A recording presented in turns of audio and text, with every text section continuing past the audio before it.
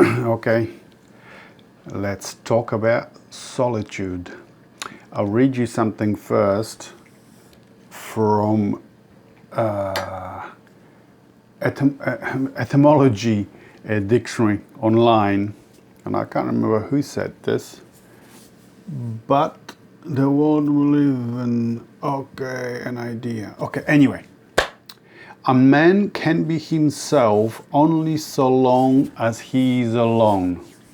If he does not love solitude, he will not love freedom.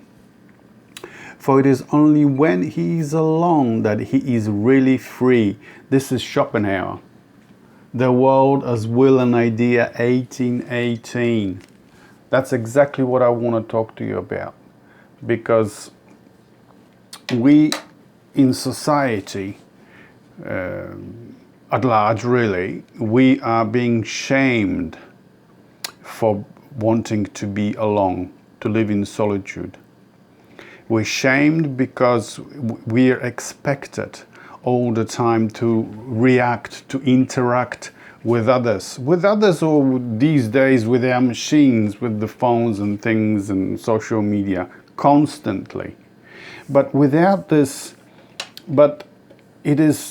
you need to be left alone, if you like, to be able to create, to be able to actually have a connection to that deeper place within yourself, to the spirit, so that you can build a relationship, you can build a flow of information that flows between you and the soul and the spirit. So without this, you cannot, without this ability to be by yourself,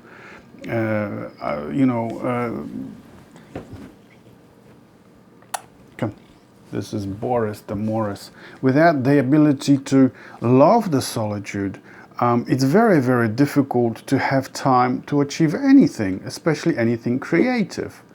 And above all, like I said, like I read you that quote just now, it's very difficult to be free, because when you constantly have to interact, when you constantly need people around you, you have to respond to their needs and to their wants. And if you have someone who is a strong character, stronger character than you, you're going to be forced to do things you don't want to do. You're going to be forced to do things they want you to do. Do you know what I'm saying? I'm sure many of you have had that experience, exactly that experience, that you are being pulled in directions and things, doing things you normally wouldn't have done. But because the relationship that you have with such a person is so close, and you don't want to break that relationship, you're afraid of being alone, you're afraid of being, living in solitude, you will do things that go against your own grain. Yeah? So this is important. If you're looking for freedom, to be a truly free human being, you're gonna have to learn to love solitude. There is no other way about it. And if you really need companions, get a pet. They're a lot easier to get along with, and they're not gonna be demanding from you all the time, this, that, or the other. Behave this way, do this, read that, have a relationship with this person. You must believe what I believe, all these things. You're not going to have any of that with pets. Ask me how I know. So I'll read you a few things that I have written over the years regarding solitude. Yeah. So like I said, without solitude, it's very difficult to be free. So this is one of the things. If you're still looking for that genuine life, then practice regular life of solitude. It's where we rediscover ourselves again and again. It's very difficult when you're in the crowd or if you're busy, to be able to rediscover yourself. You're constantly, there are programs that are put on you by society, by your friends, by your family, of which you have to be. You have to act in a certain way. So it's very difficult to be yourself. And here what I'm saying, rediscover yourself, is not so much your character as or your individuality, but your inner self, the spirit, the soul that speaks to you in dreams, visions, and intuitions. Yeah. And let me read you another thing that I wrote. I stress solitude first, for it helps us to strengthen that intimate relationship with the soul, like I was just saying. But once that communion is well established and unbreakable, then it's through this inner partner in life that we find deeper and more meaningful relations to people and the world. What I mean by that is, if you have, first of all, established that relationship with the spirit, with your inner self, it'll be the inner self that is going to help you to establish deeper connections with others. You might say in a dream, this person is right for you to build a relationship, and this person isn't. They're not on your level. They're not on your wavelength. They're not like you, you know. They don't believe in the same things. Do you really want to go that way? Do you really want to get involved? Is that not going to go against what you believe? This is important. And sometimes we, because some of us get so lonely, that we are willing to give up our own values, our own beliefs in favor of having a relationship. Because human beings are not completely solitary solitary animals. We like to live in communities. So, you know, sometimes we will get caught up in relationships which are not right for us.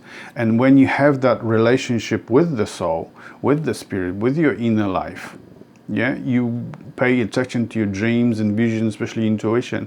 It will warn you where you're going the wrong way and where you should be steering towards. That is better for you than what you just because you're so alone that you're going to go in a direction that is not right for you. It will warn you in your dreams. It has warned me. I've given you many examples of this in previous talks.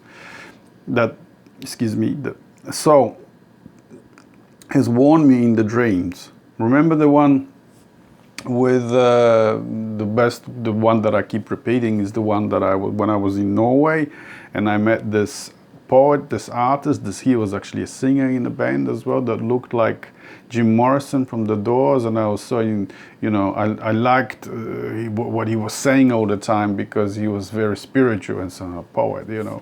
That eventually the dream said, no, you can't hang around this person, because he's taking over what you should be thinking yourself, what you should be finding out for yourself. He's telling you what to do, and that's not the right thing to do. So I had to walk away. And you will also have to walk away in many, many situations. You will have to walk away, because if there is something deeper within you that needs to come out, this is especially true for artists, poets, and writers, you will have to walk away. There's no other way. You will have to walk away from people and places that are not right for you, so that you can find your own peace of mind, your own peace of solitude, so that the things that need to come out, come out.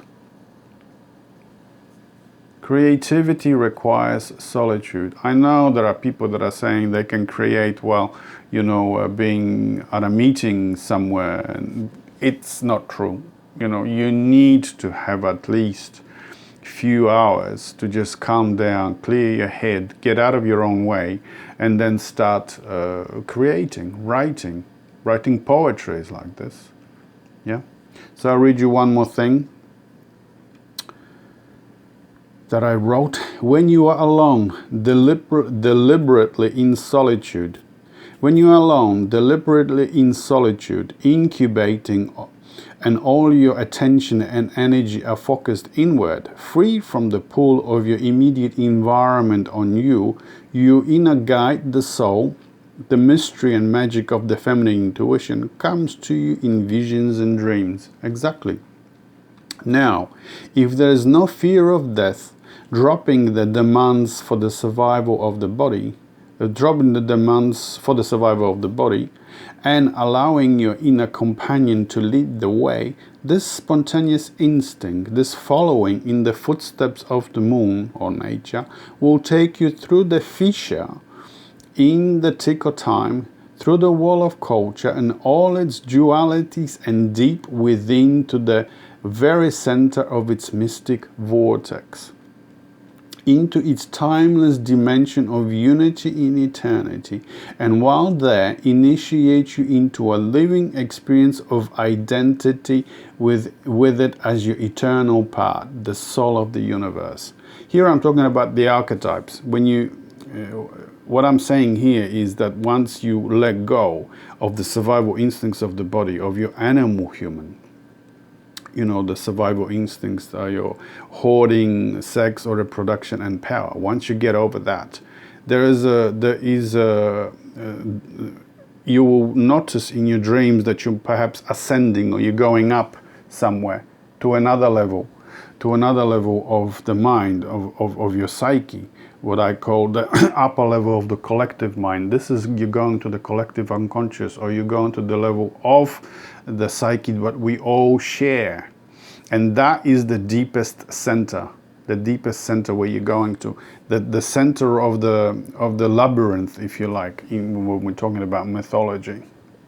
Yeah, or a castle, like you know, a magical castle within which there is the treasure, or cave within which there is the treasure, or climbing up a tree, world tree, right? At the apex is the goal, is what you are supposed to see and find. Yeah. So this is what I'm saying. When you let go, and when you actually become whole, the only way to get into that's actually heaven. That's actually going up to the upper level of the collective mind, is entering into heaven, or to afterlife. And there you find the center, and there you find the divine part, which is you and everything else. The divine part, the all inner soul, which is equally in everyone, not just in you, but in everyone. Yeah. So this is what I'm saying. When you drop your body, you ascend. I've said this before. This is process of dying. Many people experience this just before they die. So they come, you know, when they are perhaps in a hospice already, on the deathbed, if you like. First comes the light, there come the visitors, visions, and then something happens just before. This usually happens perhaps a month before, 2 weeks before they pass away. They have these experiences of going to that dimension, to that deeper dimension of what Jung would call collective unconscious. I call it the upper level of the collective mind, to the soul, to the spirit, to the afterlife, to the very center. And there you are initiated to who you really are, what the world really is, what everything is, the interconnectedness of everything. So I'll finish what I wrote here. For without this mystic union of visible and invisible, there is no healing, fulfilling our life's destiny by knowing our immortal divinity. Because as Jung knew so many years ago, without soul, there is no way out of this time. Without soul, without the spirit guiding you there, you have to find someone. You know, once you have dropped the body enough, once you had enough of this life, something else is calling you, and you're willing to go, you're not afraid, the guide will be waiting for you at the door, at the place that divides this dimension from the eternal dimension, from the upper level of the collective mind, from afterlife. There will be something or someone waiting for you to take you deeper. Remember my dreams when I shared with you about going into the cave? As soon as I walked through the wall, through that fog that divides this dimension to the other dimension of the upper level of the collective, the archetypal, there was the guide, you know, that shining like the moon, feminine figure that took me by the hand and took me inside the cave. And many other times up the mountain. Remember when I was walking up the mountain, also walked through a wall that disappeared through the mist, and there was the guide, and you know, so that's what I'm talking about. But for this to happen, you have to be not afraid of solitude. This is really important especially to us artists and poets and writers. I remember reading in early 90s Richard Bach, you know, Jonathan Livingston, the Seagull, and Unwilling Messiah, and all these things. And he wrote in his books that, you know, for him, he needed his own, to be able to be creative, to write, he needed his own space. And I don't remember the exact words, but he says, you know, let me show you what I do to people that invade my space. He would bite their heads off. And that's exactly what we do, especially when you're artists. When you're creative, you need to have that space. People won't respect your space. You have to tell them to bugger off. And if you want to be free, honestly, I will read you this in a moment again by, this is Schopenhauer. But this is true. If you don't love your solitude, you know, you're not going to be free, because others are going to be pulling you in many different directions. So this is what he says. A man or woman can be himself or herself only so long as he is alone. If he does not love solitude, he will not love freedom, for it is only when he is alone that he is really free. Schopenhauer, The World as Will and Idea, 1818. And that hasn't changed since then. So that's what I really wanted to talk to you about today. You know, love your freedom. Don't be embarrassed about it. Don't feel bad about it. Society will try to impose their programming on you that you need to have relationships, otherwise you need to be in the crowd, you need to join the masses, otherwise there's something wrong with you. There is nothing wrong with you, okay? I have been alone in my entire life, and you know, without this I couldn't create what I create. And that's the thing. And I couldn't have the deeper relationship that I have with the soul without actually embracing solitude. So I hope you will find this helpful. I know many of you are living alone, especially in older years, and that there's really nothing wrong with you as such, that you crave to be alone, and embrace it and be free. Okay? So that's what I wanted to talk to you about today, and I'll see you on the next one. Bye.